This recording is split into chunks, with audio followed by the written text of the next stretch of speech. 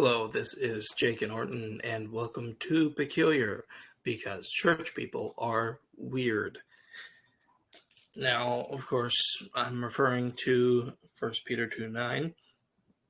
If you're an audio listener, that's Brad in the intro. And what it means there, it means we are special. We are God's chosen people. God has chosen us for a specific purpose, to be his particular treasure.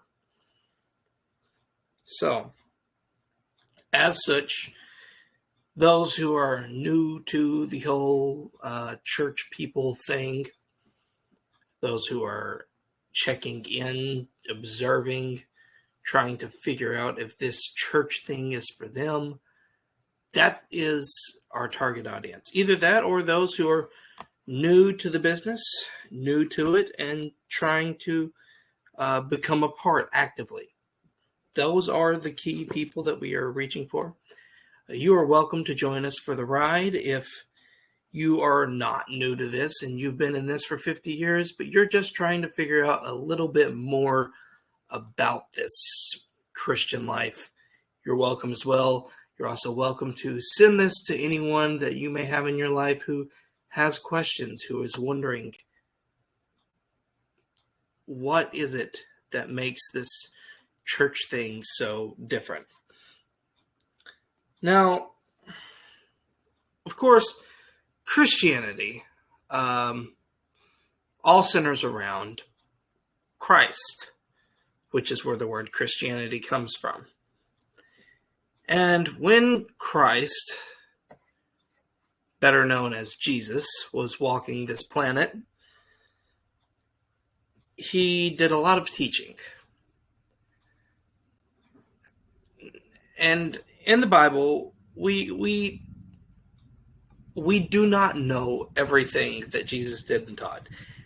In fact, it says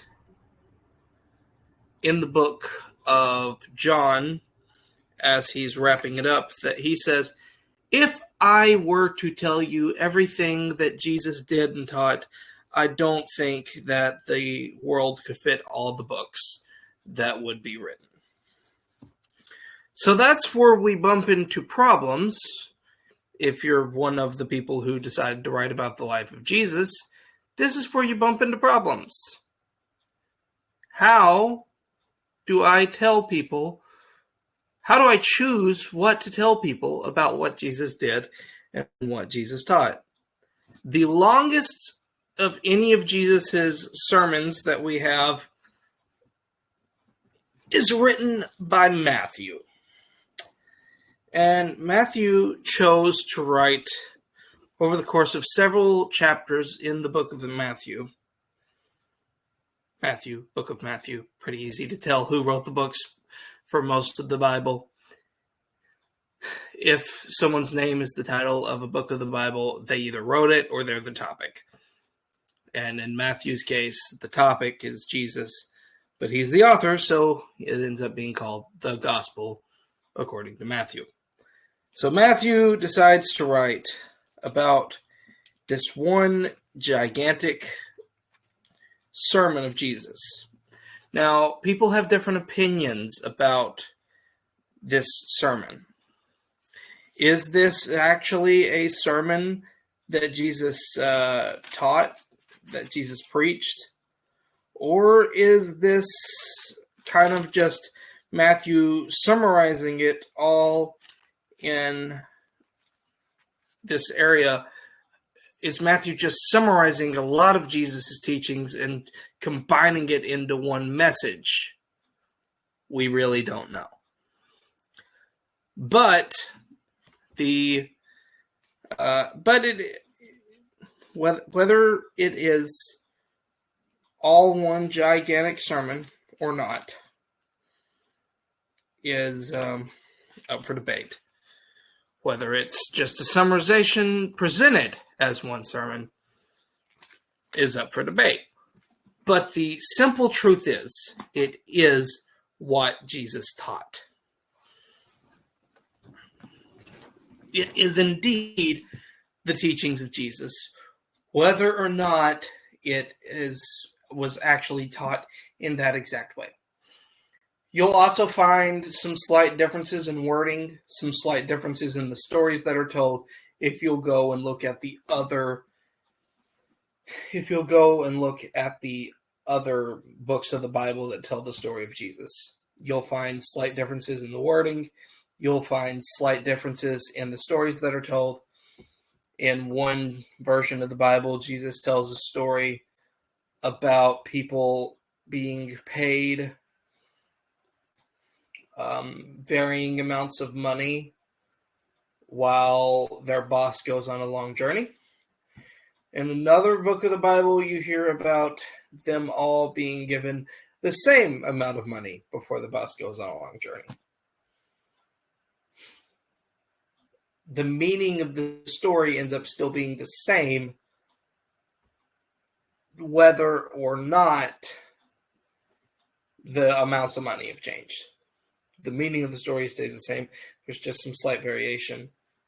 On one version of the Bible tells a story about Jesus healing a guy from a long distance just by speaking a word. In one version, he's talking to a servant. In another version, he's talking to the guy that the servant works for. The story's still the same. And such is the case in this particular sermon that Matthew talks about.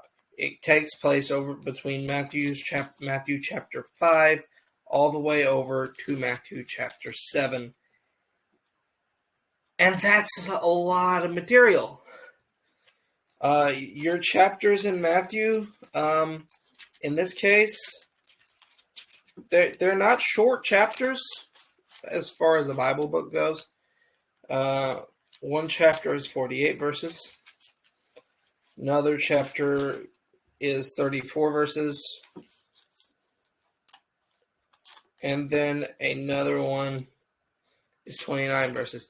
So it's about 100 verses that we're going through here. And over the course of the next few weeks, I'm going to go through them. It's going to be a few weeks. It's going to be more than just 3 weeks because it's a lot of material to go through. But if you hear this and you'll listen to it, you'll get a very good perspective on what Jesus actually taught. Because there's a lot of stuff out there about the idea of what Jesus taught. Some people like to say, oh, Jesus was basically a hippie. He just was all about peace and love and mercy. And he didn't want anybody to ever fight. And he taught that we shouldn't judge people. And that's somewhat, there's nuggets of truth in those statements. But that's not the whole story. Jesus believed in peace. Jesus believed in love. But that's not all that Jesus was. Jesus was a nuanced individual.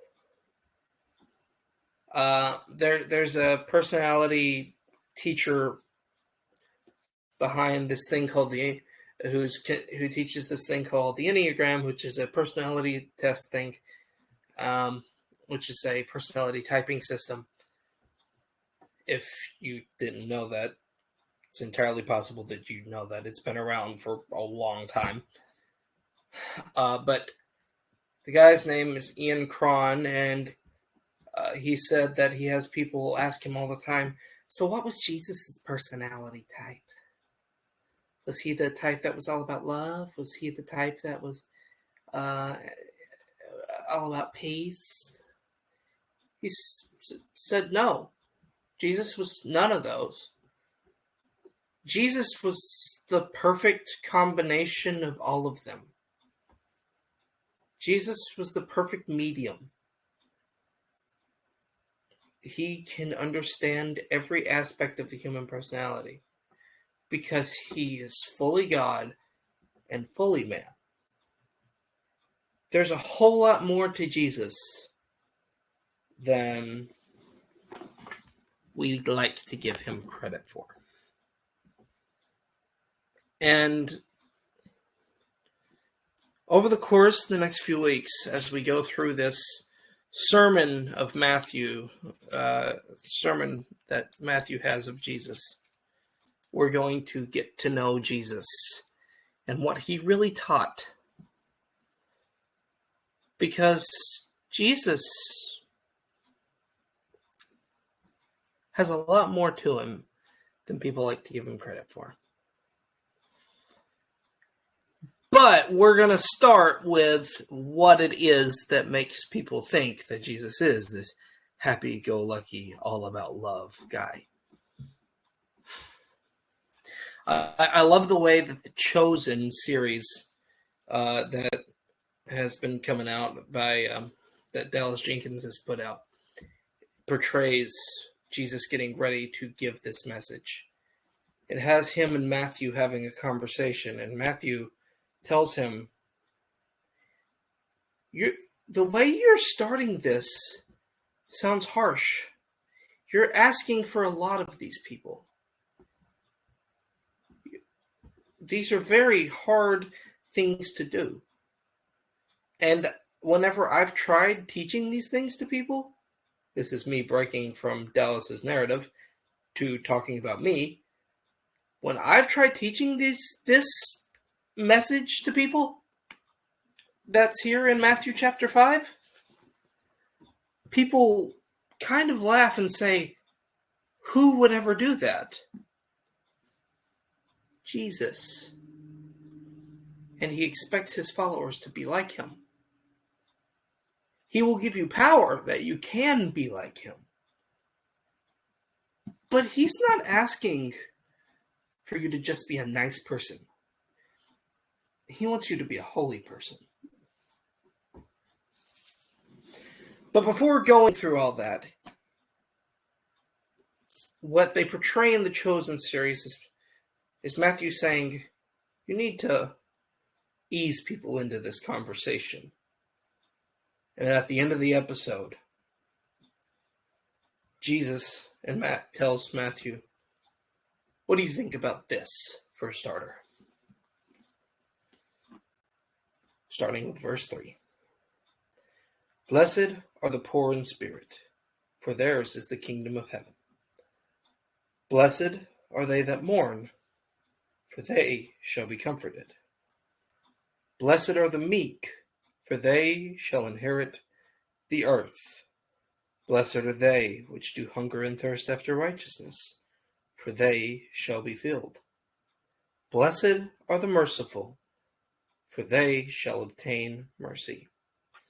Blessed are the pure in heart, for they shall see God.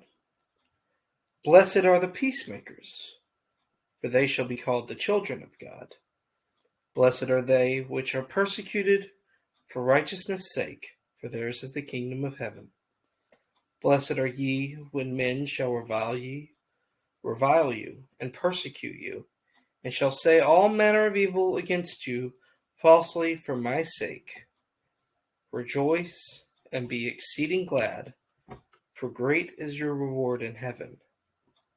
For so persecuted they the prophets which were before you. Literally all Jesus adds in this conversation with Matthew. He changes none of the rest of his message. He keeps every hard saying in it. He keeps every hard saying. He keeps everything where he said that you're going to stick out and have to be different from everyone else in the world. He keeps every statement where he says, you're keeping one standard, but I'd like you to keep a higher standard. He keeps everything where he says, you have to take it when people fight you. He keeps everything where he says, if you're being judgmental, there is a higher standard for judgmental people. He keeps everything where he said that you need to be keeping yourself from hatred. He keeps every hard statement in there where he says, as a Christian, as a follower of Christ, as a follower of Jesus, you have to stick out. But he said, this is what you're going to get out of that. He's seeing the multitude. He's went up into a mountain. His disciples have come to him. He's opened up his mouth and he's teaching them. And he starts off by saying, blessed are the poor in spirit. And it's not about being poor in monetary goods, or at least not just about being poor in monetary goods. He said, this is for the people you have been looked down on your whole life.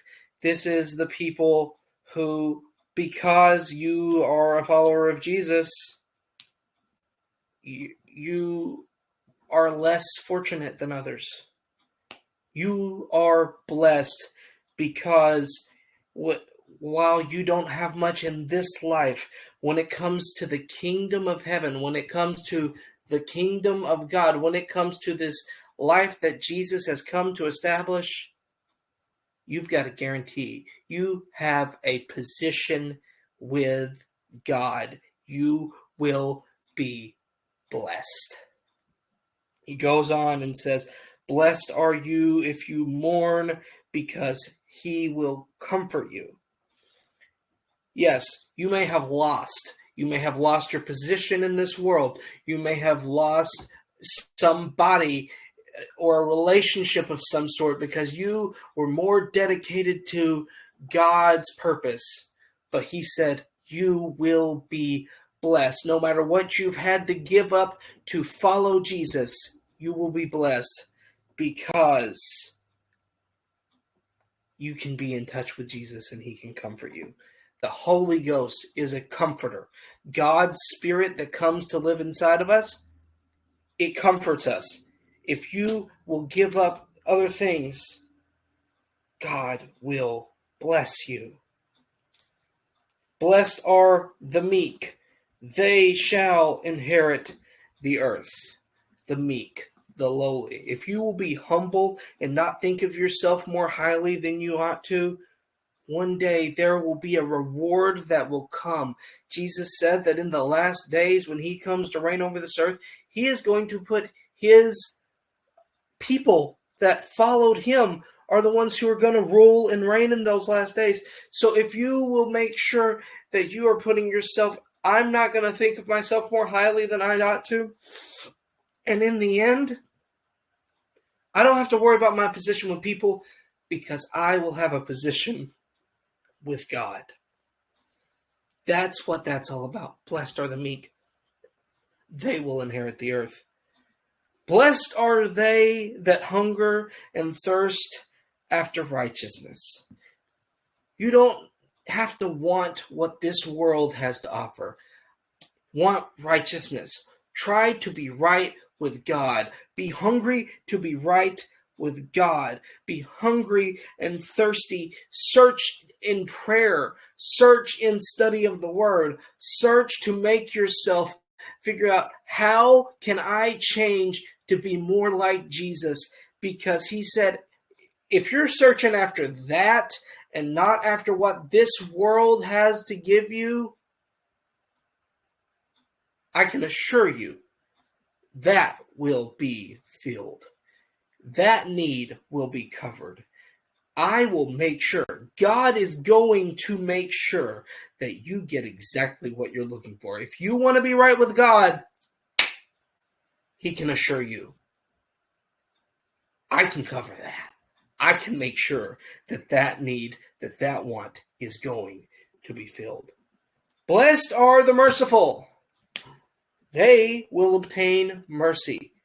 Remember talking about the Lord's Prayer, that Jesus' model example of prayer? If you don't remember it, you can go back and listen to our episode called Peculiar Prayer.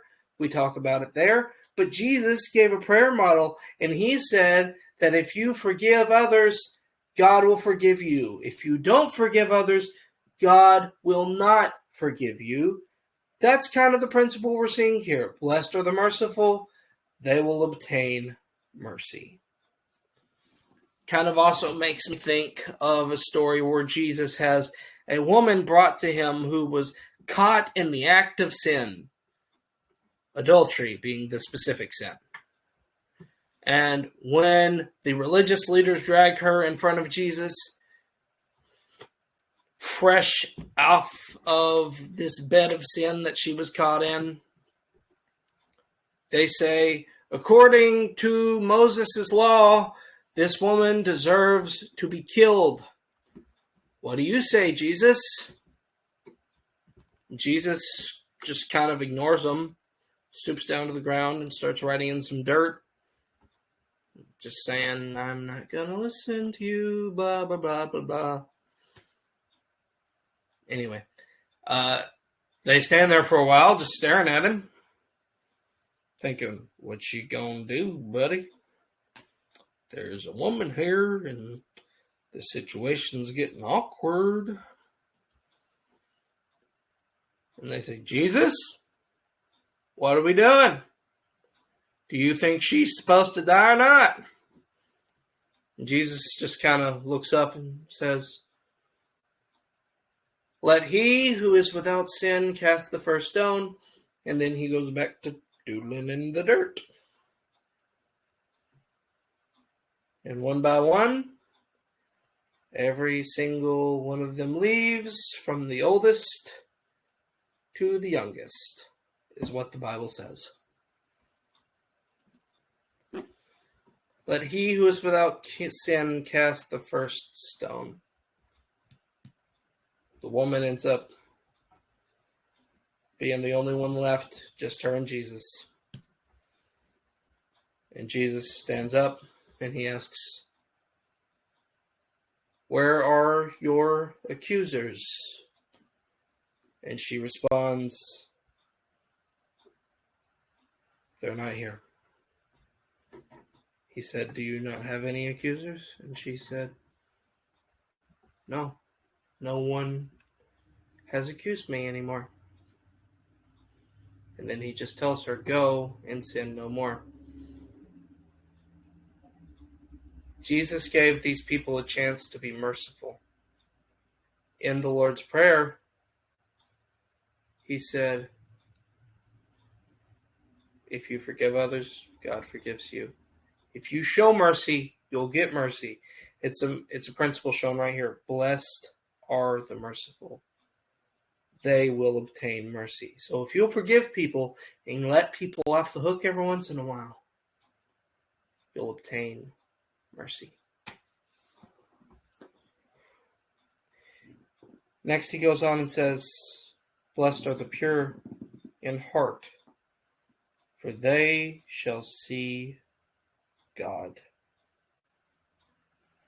If you will have no other motivation, if you'll not be divided in your heart,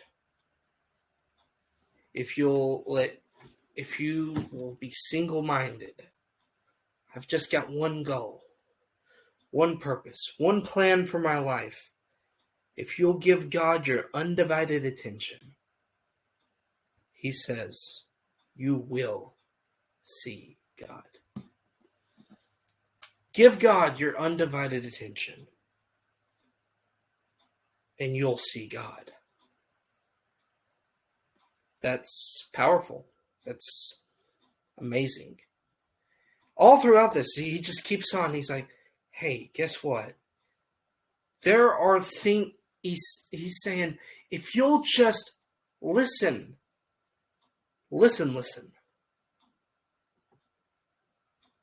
there will be a greater reward than you can imagine for living out this holy, godly, peculiar call.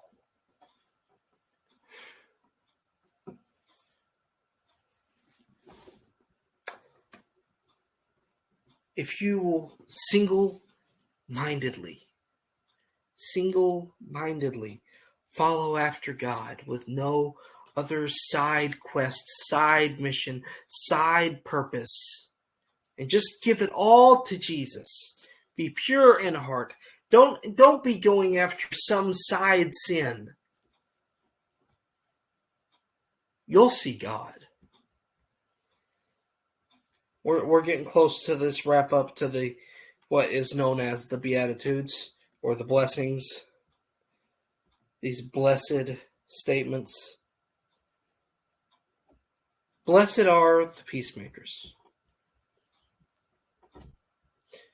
Blessed are the peacemakers.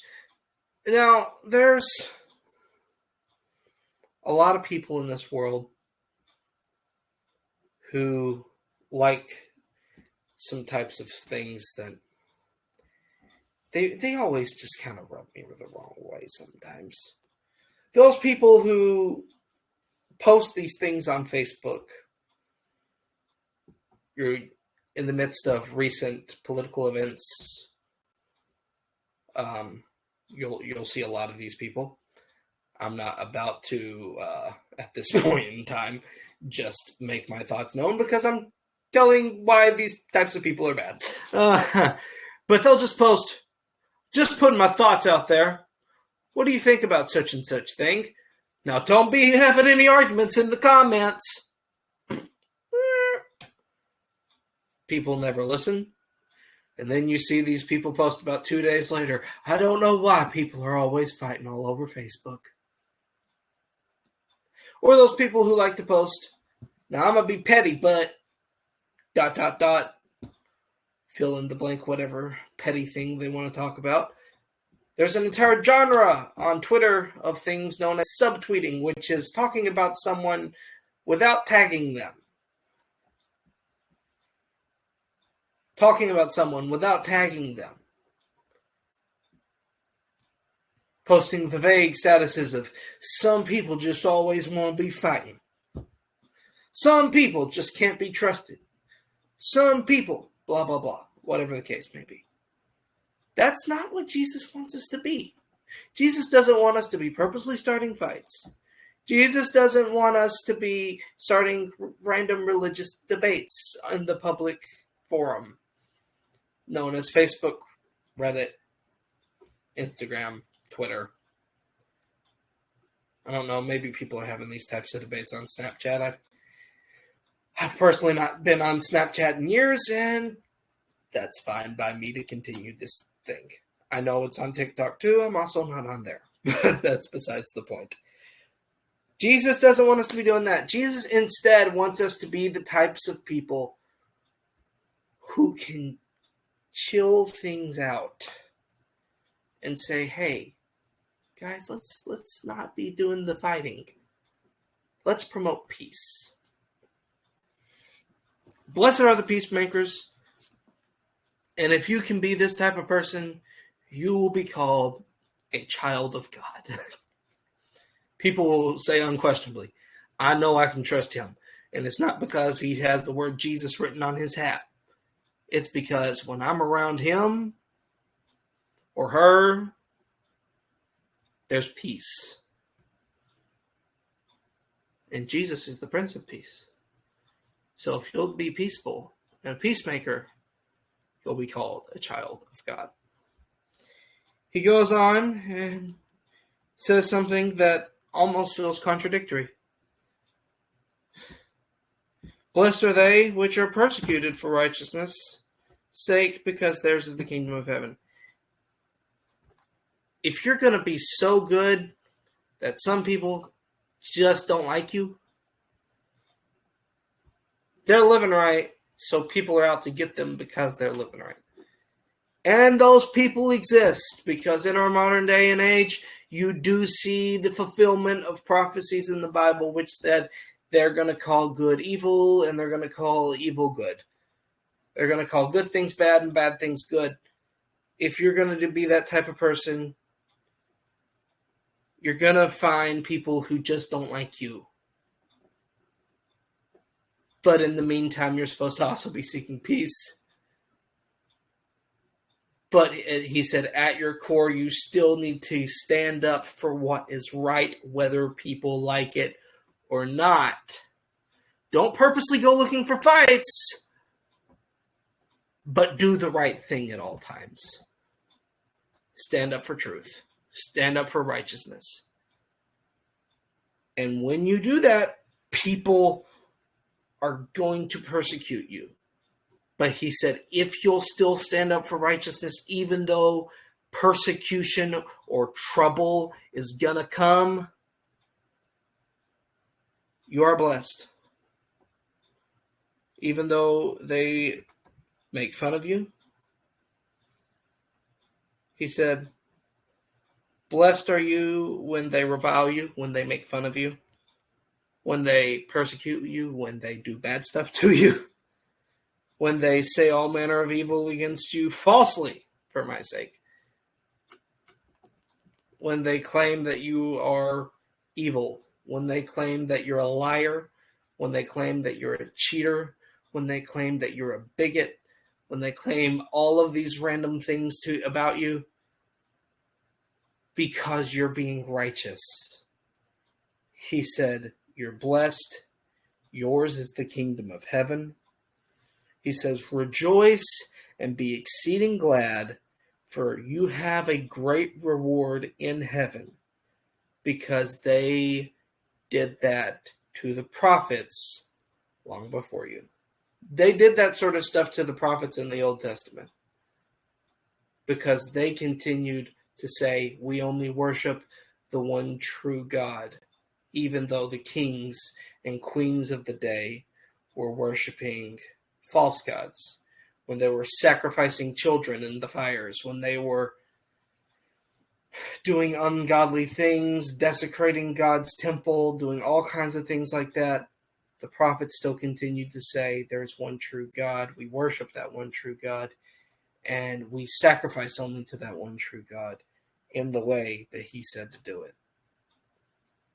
We're still supposed to worship the one true God. He said, rejoice when they do bad stuff to you, because they did bad stuff to the people who stood up for righteousness back in the old days. It's okay to do it. It's okay to stick out like a sore thumb. Because Jesus said, in the end, it's going to be worth it. You can be called a child of God. You can have your inheritance be the kingdom of heaven. You can inherit the earth. You can be filled with righteousness. You can obtain mercy. All the things, all these blessings, they are entirely available to you. If you will stand up for righteousness, seek out peace, be merciful, be pure in heart. When that time comes and it seems like everyone's against you, rejoice, be exceeding glad. Great is your reward in heaven. Thank you all for tuning in. Be back next week as we continue looking at this thing called the Sermon on the Mount. These writings of Matthew in chapters 5 through 7. Next time, we're going to get to some of the harder stuff that Jesus had to say, and the reason why he had to promote. You can be blessed. Thank you all for listening, and we're going to keep on looking at what Jesus is really like over the course of the weeks to come. See you guys next week.